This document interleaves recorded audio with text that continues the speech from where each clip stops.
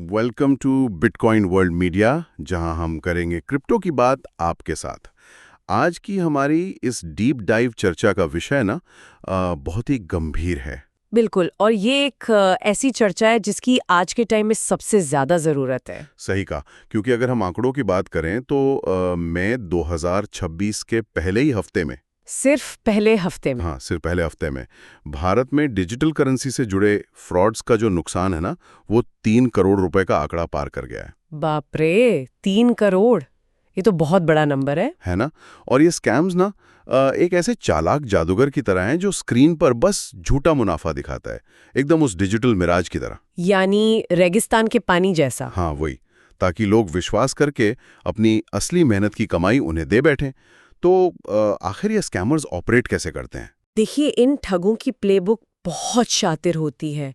ये सबसे पहले व्हाट्सएप या टेलीग्राम पर अनजान बनकर दोस्ती करते हैं। अच्छा, पहले दोस्ती, सीधे पैसे नहीं मांगते? नहीं, पहले दोस्ती, फिर एक नकली वेबसाइट पर झूठा प्रॉफिट दिखाते हैं।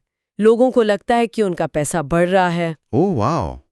फिर जब लोग अपना ही पैसा वापस निकालना चाहते हैं, तब क्या होता है? यहीं पर तो असली खेल शुरू होता है।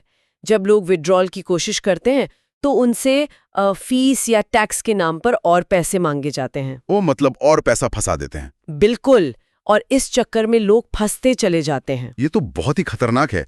मुझे वाराणसी की एक दर्दनाक घटना याद आ रही है। अच्छा, क्या हुआ था वहाँ? वहाँ एक महिला के साथ 56 लाख रुपए का स्कैम हुआ, और स्कैमर्स की लगातार ब्लैकमेलिंग के कारण उन्होंने अपनी जान ही दे दी। ओह माय गॉड, ये तो सच में दिल दहलाने वाला है। वही ना।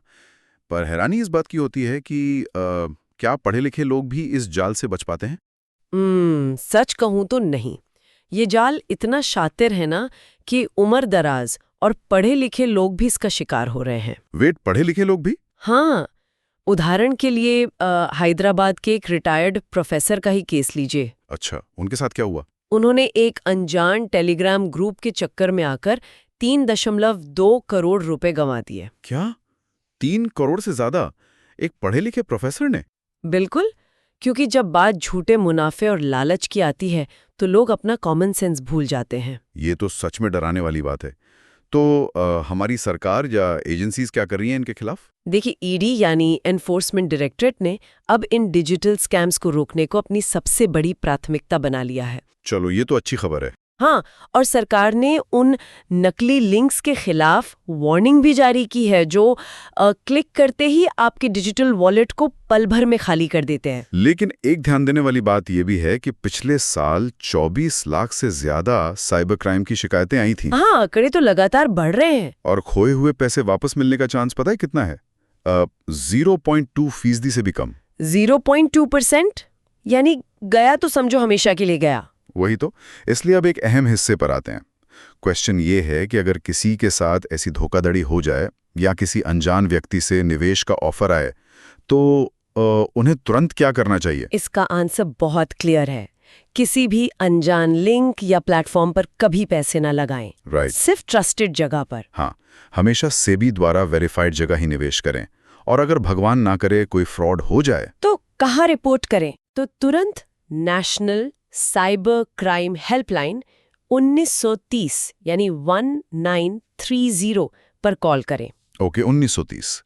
और कोई वेबसाइट? हाँ, या फिर cybercrime.gov.in पर अपनी शिकायत दर्ज करें जल्द से जल्द। ये जानकारी सच में सबके पास होनी चाहिए।